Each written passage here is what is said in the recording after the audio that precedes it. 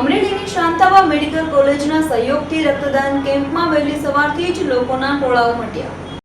ધારીની જીએન Damani high school ખાતે મુક્તાનંદ બાપુના જન્મદિવસ નિમિત્તે ભવ્ય રક્તદાન કેમ્પનું આયોજન હાથ ધરવામાં આવ્યું હતું. સંત શિરોમણી મુક્તાનંદ બાપુના જન્મદિવસ નિમિત્તે રક્તદાન કેમ્પનું આયોજન કરવામાં આવ્યું હતું.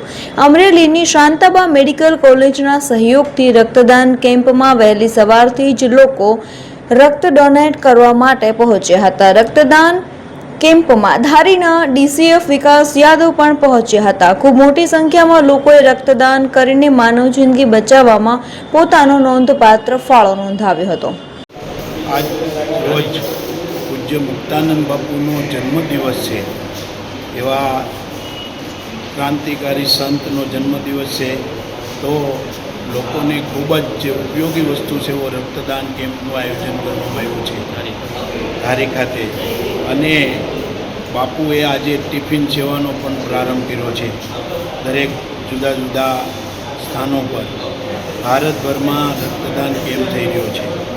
એમાં ધારી ખાતે આજે અરવિંદભાઈ દવે ખૂબ સરસ પુરુષાર્થ કરી અને રક્તદાન કેમ્પનું આયોજન કર્યું છે.